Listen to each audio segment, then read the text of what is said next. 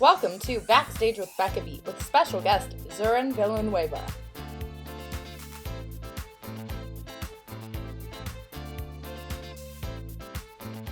Hi everyone, and welcome to this episode of Backstage with Becca. On this episode, her first Broadway show was Shuffle Along in 2016. She has been in both The Lion King and Mean Girls on Broadway, was in the off-Broadway production of Clueless, and is currently on the national tour of Tina the Musical, where she plays Tina Turner. Please welcome Zurin Villanueva. Hi! How are you? Good. So good. So glad we could figure out a time to do this. I know your schedule is insane. Yeah, I just got back from vacation and all kinds of things. Oh, where'd you go on vacation? I went to Costa Rica. Oh, so fun. I know there's like set vacation dates that you get like throughout the year, probably when you're on a tour. Yeah, we did 1 week. Oh my gosh. So you're like, gotta plan it all out and enjoy every moment and take it. Yeah, and you don't plan it well because you're busy. So right. So you have to be like, okay, well, I'm kind of plan it there. kind of ends up being what it's going to be, and you just gotta hopefully it was great. Yeah, it was pretty good. It's pretty good. I can't imagine it not being great. I've heard scenery there. It was fantastic. Not my best work, but pretty good still. You're like, I've planned better, but.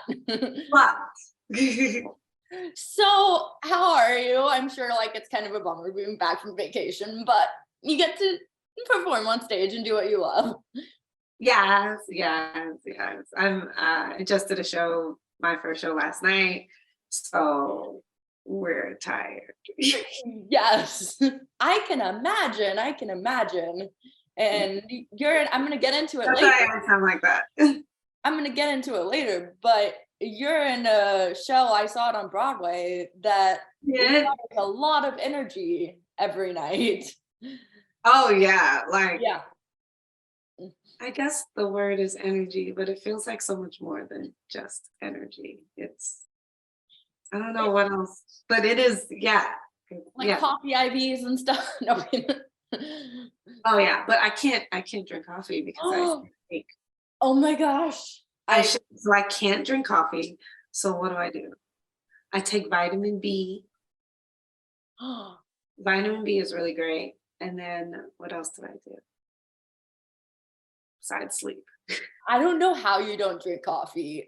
People who don't drink coffee, I'm like, how do you I think I'm tiny. I like if I have like props, like they shake and I drop them. Oh I'm like, literally, how do you do life without coffee? Oh my God. I'm sorry. Well, making it work. I mean, obviously.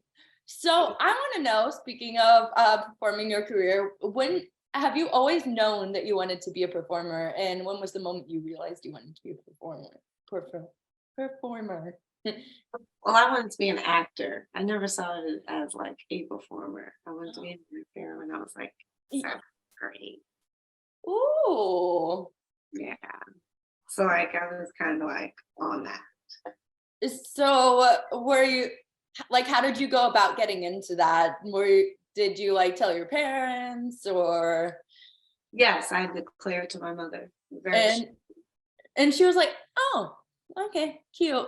She was like, all right, good. Yeah, and like she took me to lots of plays and such all the time. Aww. Now I have to ask, because the last person I interviewed was like, I put on shows in my living room. Did you ever do that? Do you have that phase? Yes, but I mean, I was an only child. I'm my mother's only child, so like the shows were for no one else but me. The one-woman shows. It was just for my enjoyment. It's like, you have your little play drawer. Did you have a play drawer? Are your play things in it? And I had these skirts, and I used to put on every single skirt because I wanted to have big, heavy skirts. Yeah, like at once too. No, like from the 1900s, Oh my gosh. Big hoop skirts. So I put on every single skirt so it can be nice and big. And then I would play Nutcracker and dance around the living room because I I was the queen. Oh yeah, yes, of course. And if anyone got up, you get mad at them. But there's no one there, so no one to interrupt me. So, did you like set up like little like stuffed animals or dolls or anything to watch you ever? I don't really recall doing that. I don't recall. I really just recall just doing Just it. doing it for you? Yeah. Oh my That's gosh, the that's so thing. cute. Mom, I don't know. But that's That's when you know you enjoy it. yeah, I was like, I don't need an audience. Yeah, We're doing this. that's when you know you enjoy it. You're doing it for you. You're doing it because you love it. Yeah, Yes, I love that. exactly. So, growing up, how did you work on becoming a well-rounded performer? How did I? Just going to class. So I did dance class and then I did dance class and then it goes to acting class and then it was singing class later. Um, but like I had to convince my mom because she didn't want me to quit dancing. I was like, Mommy, please. And so I promised her that I would continue dancing if she let me switch to acting. Ooh, I promised made her, a deal. Mommy, I will stay in class. I will go to class every week. You have my word. And I did. I went to class every week. And it turns out that it was good to have that in my back pocket. I needed dance. Yes. Dance was literally my way in. Yeah, so yeah. I was gonna say, looking at your resume, like I don't know how you would like these shows require dance, different forms of dance, all of them, Sure they do. but they Sure definitely they do. require dance. Exactly. So Yes. yeah, mom, mom's always right. And I think deep down I knew that I would need it. I was like, I promise I will, I promise. But hey, dance, I was talking about dance with someone else earlier, and I was saying that dance requires like that work ethic, like a work ethic that is hard to like get into and vibe with at first. It requires like the same work ethic as gymnastics does. Well, that work ethic is what helped me in the other disciplines. So like when other actors were just goofing off and not doing their scene, I was like, we have to do our scene. Right. You're like, We have my to dance teacher would be so mad at us right now. You know what I mean? Like we need to do our homework, we need to do our research, we need to do what we need to do. And like they were like, oh, chill out. And I'm like, no, it's not gonna get done by itself. We got to do it. Right. It's the same thing with singing. Like many people around me in my voice classes had been singing since they were a kid. So they were kind of more relaxed. And I was like, no, I have benchmarks to make. I have things to do. I must sing every single day for 30 minutes. I must. Ooh. So Like like, that yeah, is impressive. I That is did it impressive. every single day of college, every single day. Wow. How do you keep your voice like in check and like steady when you're doing that every single day? I mean, I guess you're Well, getting I a ton mean, of it. back then it was fine. I was like 20 years old. Like it's fine. In 30 minutes is a good amount. Yeah. It's not too much. When you start talking about like singing like 3 hours a day, that's too much. Yes. No, even like 2 hours a day, that's too much. But 20 minutes a day, yes, that will keep you in good vocal health. So like, yeah, I was doing 20 minutes a day. I was like, I must at least do 30. And I'm like, okay, I gotta, a piece in between classes, go down there, do my joint real quick, and then go to class. So that I could develop my voice faster so I could catch up to my other classmates. I mean, it probably helps stamina wise too to just like do that 30 minutes a day. It's like Yeah, working out on like a treadmill. it is. It's a muscle. You got to work it. Absolutely. Yes. So, do you have a show, whether it's a show or like a recital or something that has helped you that you think helped you in your career the most, like that taught you the most before you made your Broadway debut? You mean like from school? Like regional wise or school wise, Mm. or even dance recital wise. Mm. Mm. It's Oh my God, it's so true what they say that you start forgetting things. Like I just turned 30 not so long ago, and it's like, oh, this is what they're talking about. It's like hard to remember. Oh my God, it's happening. So you and I'm 32, so twinning, but like also you don't are, you feel look so young. Yes, girl. You look 22. you don't feel 30. When you turn 30, you're like, Oh, what happened? what is this? Yeah, you're like, no, no, no, no. I'm still I 20. can't believe it. I totally thought you were like 24 tops. No, I get that a lot. I get that a lot. Me too, But, me too. They are like, oh, you're 25. And I'm like, right. "Yes, I You're like, thank am." you. Yes, I am. You're like, sure. Yeah, absolutely. Absolutely. Indeed. Indeed. Yeah. And when you get ID'd and stuff, you're like, here.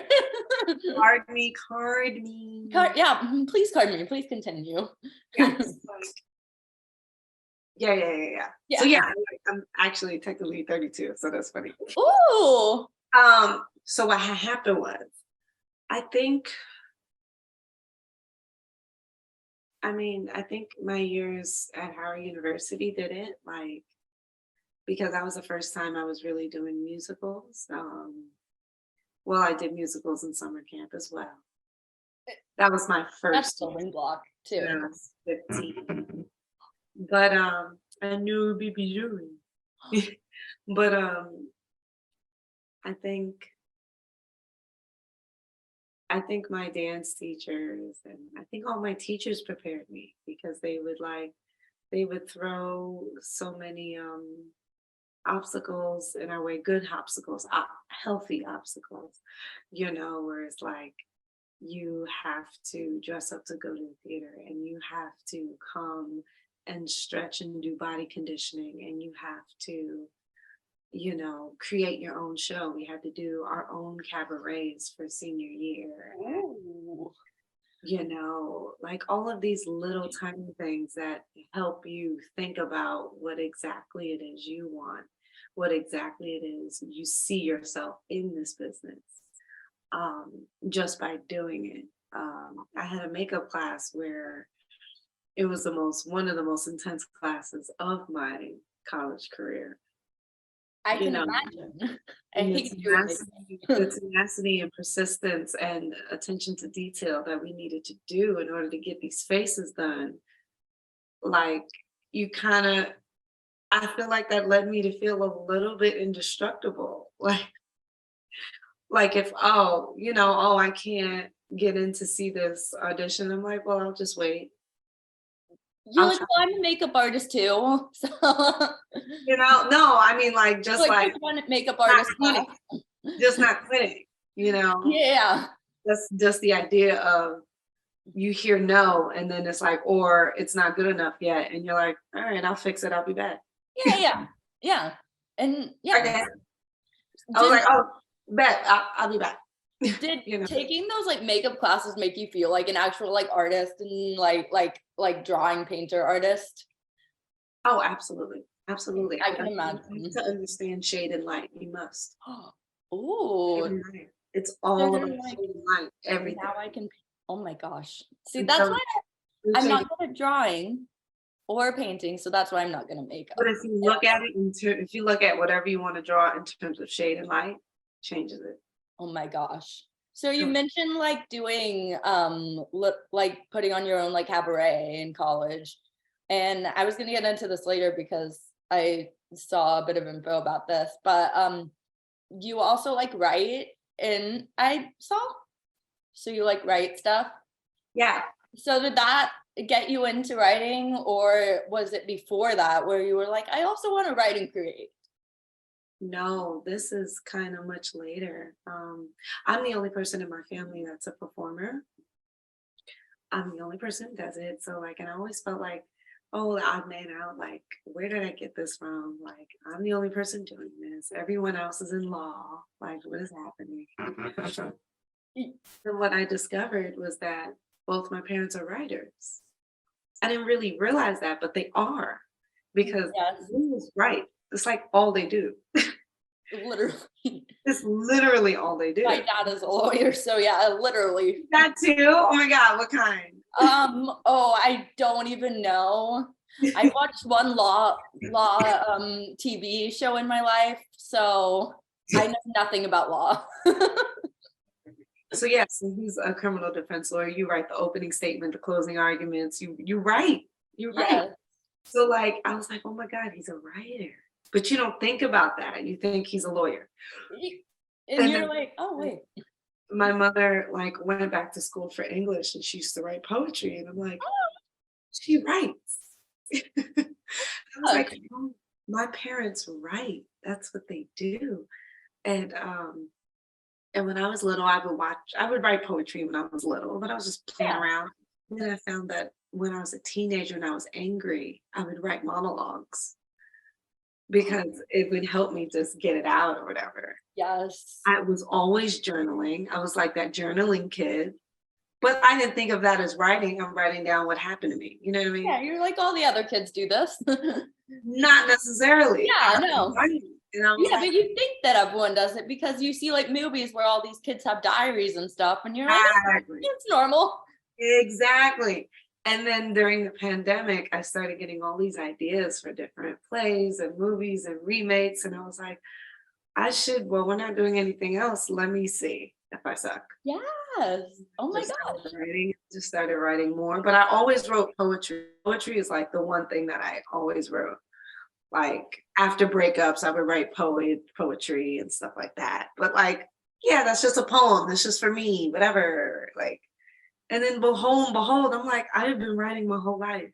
But you're like, this is good stuff. You're like, I can make something out of this. Yeah, I don't know if it's good yet, but we're working on it. Hey.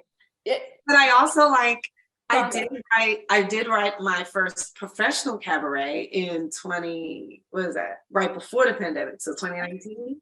Ooh. And I wrote the blurbs that you say in between the songs. And I presented it to my voice teacher. I was like, hey, what do you think? And he was like, oh, well, it was really well written. And I was like, really? You're like, okay, thank you. It was well written. And he writes like musicals. And I was like, oh, really? That's like the highest praise, because I feel like you never believe in your craft initially until someone else does. I didn't even know it was a craft. I was like focusing on performing, and I'm like, oh. It's so funny how it sneaks up on me. Oh my gosh, I love that. So do you have like any goals like as a writer right now?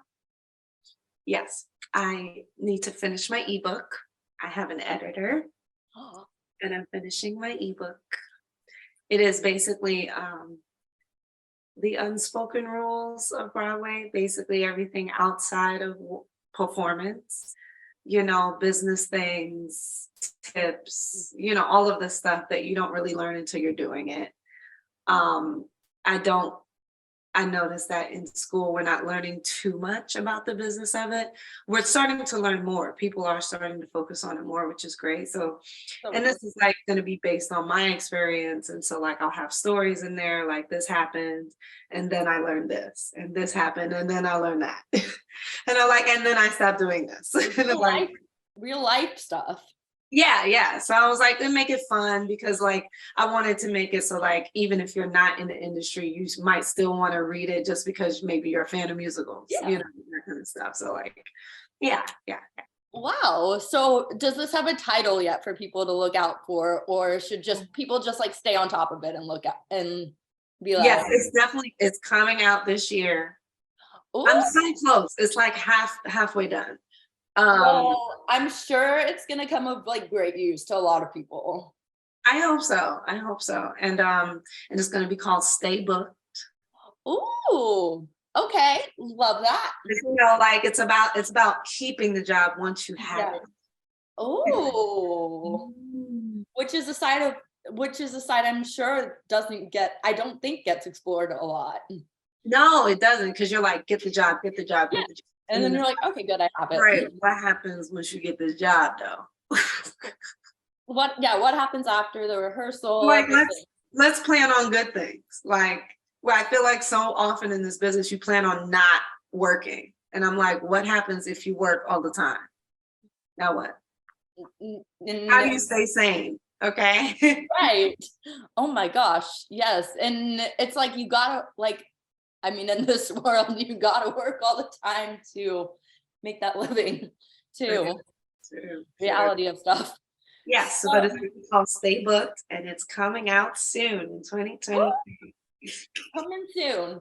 So I'll put info about that in the description for sure. Oh.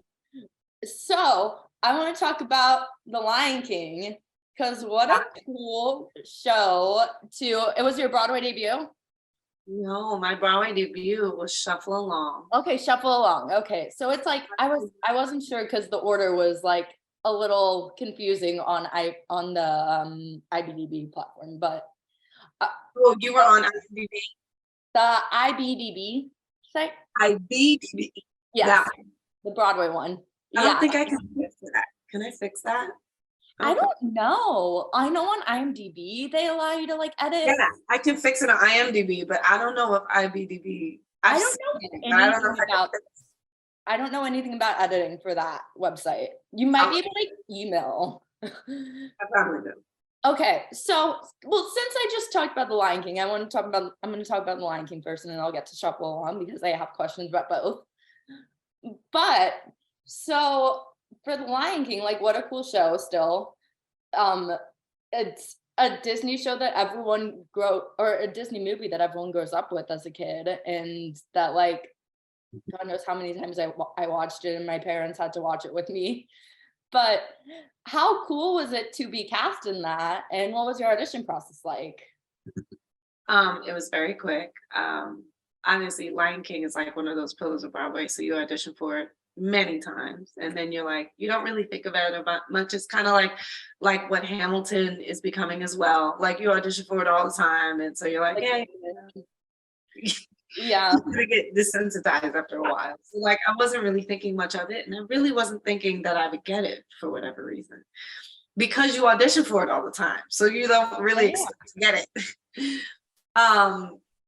It was a pretty quick thing, but they moved us in, the frame of, the head work and all that stuff. They moved us. Perfect. They had us sing chorus parts because this was for soprano one. So they had us singing soprano one, and it is high. It is high. It is. I can imagine. I mean, it's numbered one. No. So, but it is higher than a lot of soprano parts in a lot of shows. That's all. Wait a second. We are giving full opera, high. So, but much to my surprise, because I had never tried it. I was trying the solo stuff. They had me do Nala stuff, that kind of stuff. But I was not ready for them to do that. So when they were like plunking those high notes, I was like, well, let's see. I don't know. Find out. And I was like, let me go for it. And much to my surprise, I was like, oh, I actually hit these notes. Yeah, you did. So when I did the audition, I was kind of like, I got the notes. I don't care. Like, I was just like proud of myself for doing the notes. You're like, I'm ready for Phantom. Yeah. And then, right. I'm ready for Phantom. Yeah. Yeah. And then I booked it, and then I did a year. That was the year before the pandemic. Oh, so you probably got attached to that show like right as the pandemic and everything started to happen, or were like already. I had been there a year. I had been there a year when the pandemic happened. So you're already at like the point where you're like so attached to the show. Were you planning on going, or were you planning on staying with the show? I was planning on staying a little bit longer. Not that much longer, but a little bit longer. And then that happened, and then everything was different. And then I felt like I told myself that I would go back if I didn't get another job. And this was July. Everyone came back the end of August. Yeah. Or the middle of August. So it's July, and I'm like, yeah, I'm gonna go back. And then lo and behold, this play comes out of nowhere. And I'm like, a play? Wait a second. A straight play, which if you're a musical theater actress, straight plays come few and far between because there's this misconception that all musical theater actors cannot act. But I trained as a straight actor, so I could always act. But having so many musicals on your resume, people start making assumptions. So I made a decision to seek out plays when I could, if I could, how I could. Yes. So like when that came up, I was like, a play. So I had to take it. Oh my God. It was like, no, but I took it anyway. Okay, that brings up, I might go more out of order because that brings up like one of my other questions that I have down the list about like the comedy shows that you've done. But so what is the rehearsal process like for The Lion King, first of all? Because it's a very puppet heavy show and you have to get like the movements down. I feel like it's a different kind of dance.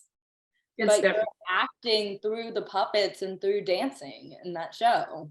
It's different from any other show you've ever seen in your life. Yeah. It's different. It's different than them all. Makes it like we actually don't even do the puppets. They rehearse you completely without the puppets for a couple weeks.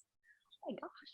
So you're like, they just want to make sure you're aligned and that your body looks the way, like they give you the puppets last. Also, it takes them time to build the puppets. So they're not, because every puppet fits your particular head shape. That makes sense too. So that takes time for them to build the doggone thing as well. So like you get the puppets way late, actually. So it's a gradual process. First is physical, then the vocals, then the language, because we're singing in Tosan, Zulu, and that kind of stuff. So there's like how many different languages? I just looked at this a couple days ago about like there's like stats about the Lion King with like the different languages that are in the Lion King. Girl, I can tell you. I don't know. I was like, wow, that's a lot. But we have a dialect coach and like all of the different cliques. And so you have to learn the language, you have to learn the music, you have to learn the movement, and then we get to the puppet. So like it's a month process. Wow. So they bring you in and they're like, okay, this isn't gonna happen overnight. Oh no. Whole month. Yeah, they're like, we can't put you in the show. Maybe a month, maybe longer. Yeah. Wow. So why do you think The Lion King is the longest running Disney show on Broadway? It defies all definitions of what we think a musical is. It is completely a show of its own accord. It doesn't follow anything. It is a show where you are able as a performer to be the biggest version of yourself, of the character, and as big as you can get, you can always get bigger, which is always cool. There is no cap to how big you can be. Sure.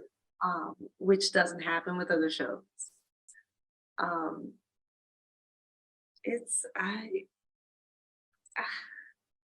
feel like description. I don't know what to tell you.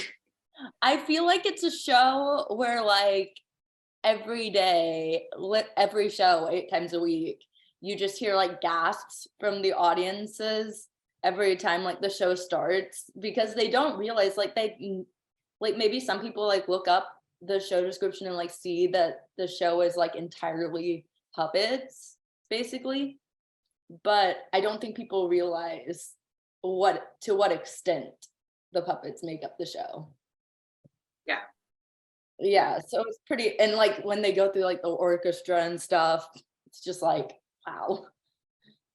It's crazy how everything comes together for that show. I can't imagine how extreme that rehearsal process is. Yeah. So I'm gonna get into Shuffle Along, but you mentioned acting and you mentioned you mentioned that you're an actress first, basically. So I want to talk about Mean Girls and Book of Mormon, because I've heard comedy is like some of the hardest material to do. So as an actress, why do you think tackling a show with comedy is so important? Oh, I think it's important because it makes you understand timing, and timing can help you in drama. Um, yeah, comedy is math. It's math. It's timing. It's a rhythm, and you learn the rhythm. And once you learn the rhythm, once the rhythm is inside of your body, you can play anything around it. It's really magical. Comedy is a magical piece of what we do. How do you think like being in those shows has helped you with tackle other shows musical wise? Because the rhythm, I learned the rhythm. Yeah.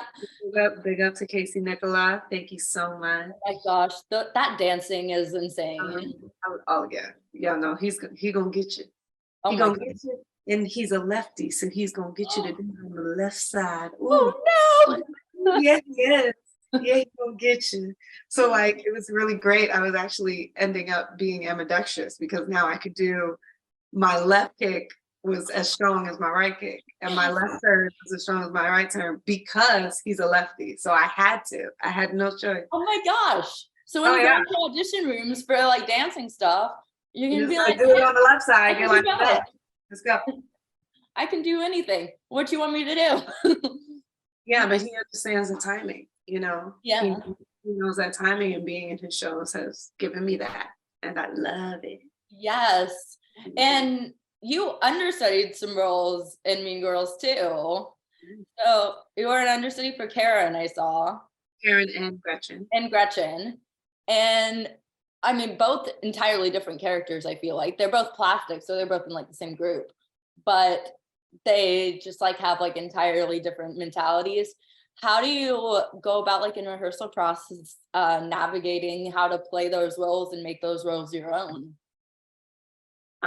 Well, I didn't have a lot of time, unfortunately. Also, like, I got scooped up to do Clueless kind of quicker than I wanted to.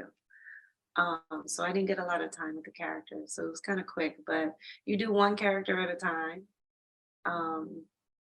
And actually the track is actually kind of similar, except it will be like on the other side. So it's kind of a mind boggle, but So it's like what's yeah. But I feel like there's a cover of you singing a Karen song online, which at like one of the New York cabaret spaces, I think. Sexy. Yeah. Yes. So, I mean, what a fun bop. Like, I feel like that my sister knew that song before I took her to see the show, and she's not a musical theater fan. So it's like not so it is a musical theater song, but it's like it like kind of went viral, I think, on TikTok and stuff. What a fun song to get to like explore. It did. I think I like people like used it in like their sound and stuff on TikTok. And yeah, it's a fun. I feel like people know that song from specifically TikTok. It's definitely I definitely feel like it's one of the strongest songs in the show. Sexy and Stupid with Love are my personal favorites. Well, Sexy, Stupid with Love, Warburn, obviously. Yes. In that order. I actually really like Stupid with Love, Sexy. No, I can't decide. But those three. I actually really like the Gretchen solo too, because I mean I didn't like it on the soundtrack, but I liked it live. I like it live because there's so much you need the show. Yeah, there's so much like vulnerability to that song and to that scene, and you're like, oh, you're like, I feel the same way, Gretchen. Which is so, yeah. I mean, I had to mention the comedy shows because learning that you're an actress and that you're like, I like straight acting, that had me interested in comedy. So I want to talk about your Broadway debut and Shuffle Along. So how do you prepare mental wise and like physicality wise, rehearsal wise, to make that Broadway debut? Because it's a huge deal when you're a performer in the theater world or an actress in the theater world? Oh yeah, I was so excited. I was so excited because it was all of the huge Black Broadway stars that I have been looking up to my entire life. So it Like, was a class. I was quiet and listening to every single thing that happened, watching them 24/7 like a little kid. Um, with George C. Wolfe and Savion Glover, I started tap dancing, and Savion Glover is telling me what to do. I'm like, this is yes. this is what I need. This is everything I need. Um, so yeah, like unfortunately, I actually didn't technically make my Broadway debut. I never performed during the show. Oh my gosh. Well, I was standby to Adrian Warren and Amber Iman. And they well, you never were called. standby to Adrian Warren and now you're okay. So it came full circle a little bit. Sure did. Oh my goodness. That is so cool. So being in the same room as like all those legends, what did you learn backstage, like during the rehearsal process as like in that room as someone who is like new to that specific environment? What didn't I learn? I learned everything. Were you starstruck by anyone the most? Um, yes and no, but like, because I was determined to be cool. But I do remember on the very first day, I was sitting waiting for rehearsal to start, and Audra came around from behind, so I didn't see her. Good guy. She's like asking about the chair, and then she was like, "Hi, I'm Audra," and I was like, You're like, I know. "Yes, you are. Yes, you are. Can't You confirm. are Audra." But like, but that one moment that taught me something. It was just like no matter where you go in life, introduce yourself. I'm Yeah. Zurin. You know what I mean? Yes. You know, like she knows I'm in the business and I probably know her, but that's not the point. It's the introduction, you know? And I'm Gather like, yourself. it's like that is a star. Oh my gosh. Um, That but yeah, watching her work, watching her ask for things, watching her ask, all of the artists ask intelligent questions, getting what they need in rehearsal to create what they needed to create. All of these things are important. Yeah, yeah. I don't think my 5-year-old self even realized when I was watching the 1999 Annie on repeat as a child, like how much of a legend she was. I just loved her because she was in Annie. And Yeah, I was like, this movie is my favorite. yeah. And my parents had to watch it like probably 500 times because I probably watched it every day. They knew all the words, all the choreography.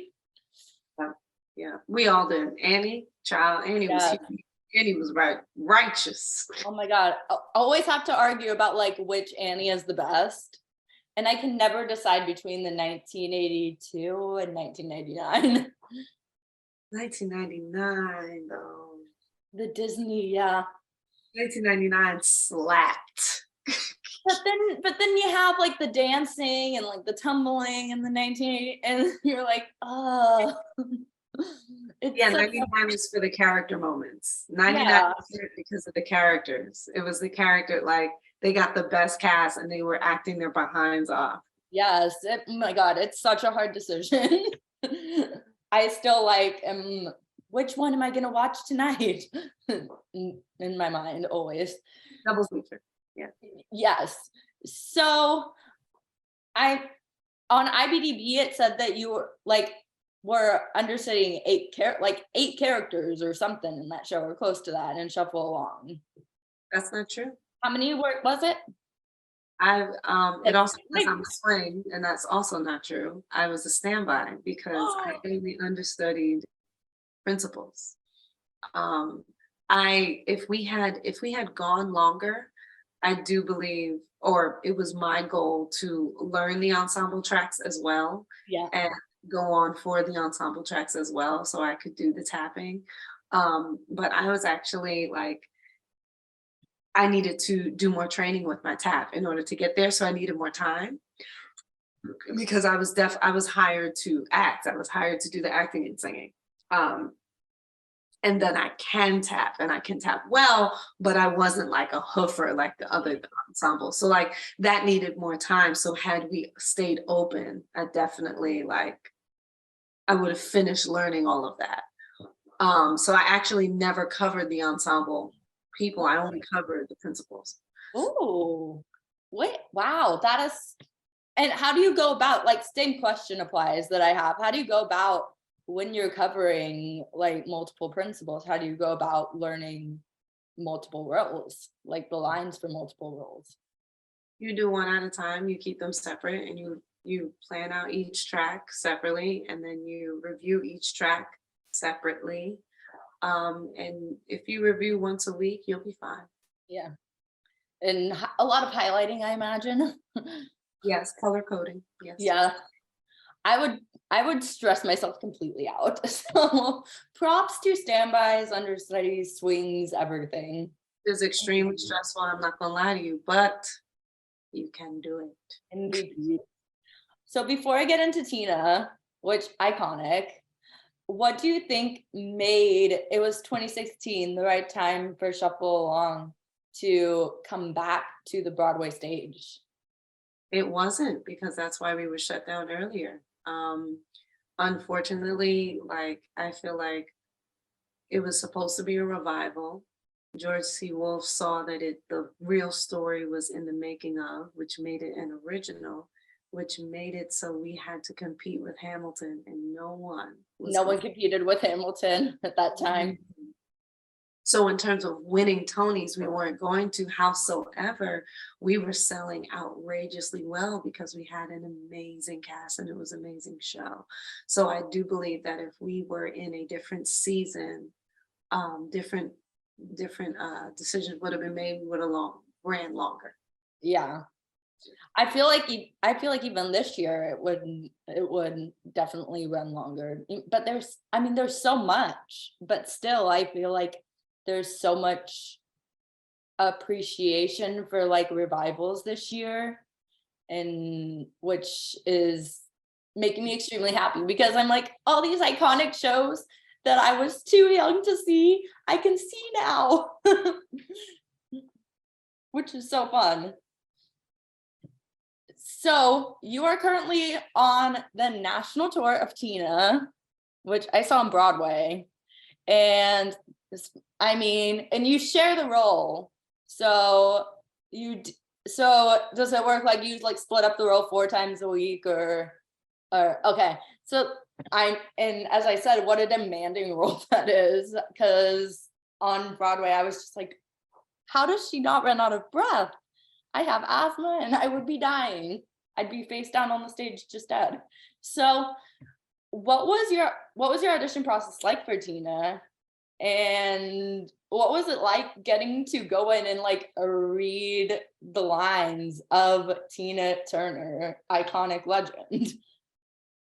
I wasn't really thinking about that. I was just running it. Like, you do an audition like you do any audition. It's not Tina Turner. This is the script and her name is Anna Mae and go. You know what I mean? Yeah. So you're not thinking about that. You're definitely not thinking about that before you book the job. Thinking about the money. Definitely. Think about that part. But yeah, it was just a couple weeks. I sent in a tape. Then I sent in a tape because I was filming Murder Mystery 2 in Paris when they asked. So the tape, and then a month later they said read and sing. Then you read and sing again. No, read and sing, dance, read and sing again, dance again, and then I got it. And that was it. Ooh. So you had an exciting time in those couple months filming a very popular movie now in Paris, which wait, okay, I forget what platform it's on, but my sister was watching it the other day and wanted to watch it with me. It's on Netflix? Yeah, okay. So iconic.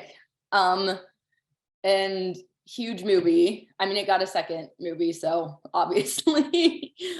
But when you go into the rehearsal room for a show like Tina, where like it's an autobiography of a person, how do you go about making a character you're playing who's actually a real life person, like your own kind of?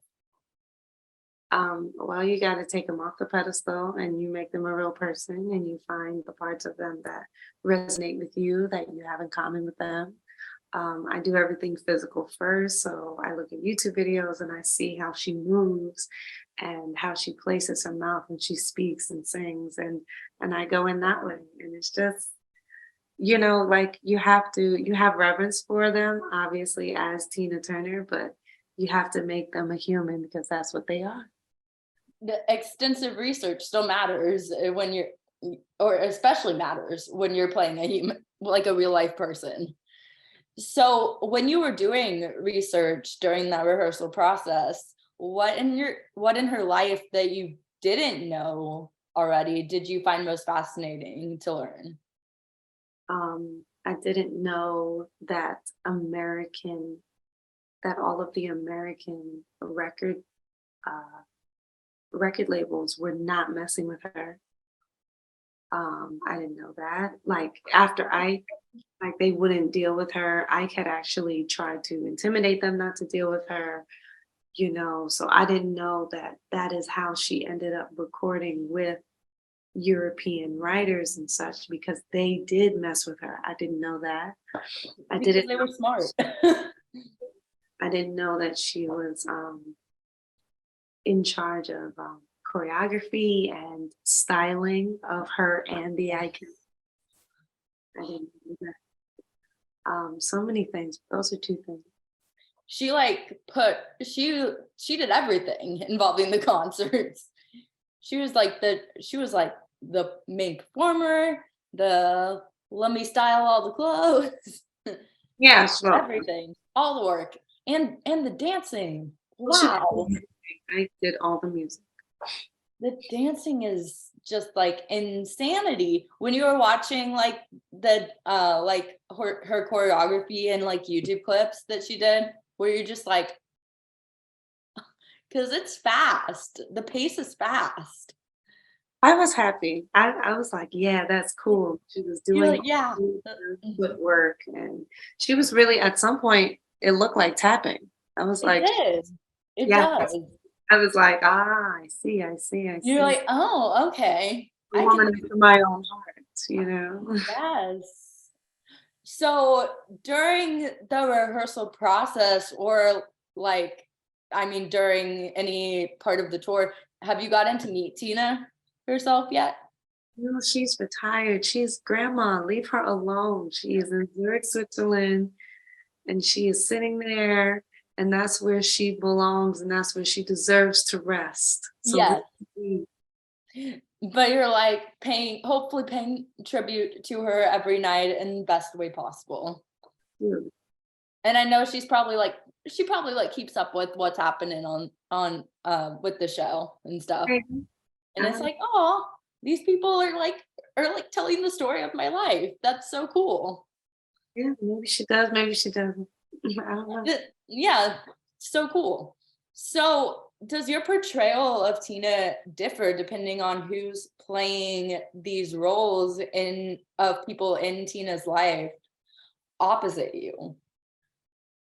Well, it should. You always want to be in a moment and respond to what's in front of you. So I do my best to do that. Yeah. So like depending on like if an understudy for like Roger's on or like, yeah. Yeah, we try to do that. I can imagine the whole vibe changes. And like if the audience is really into it too. Oh yeah.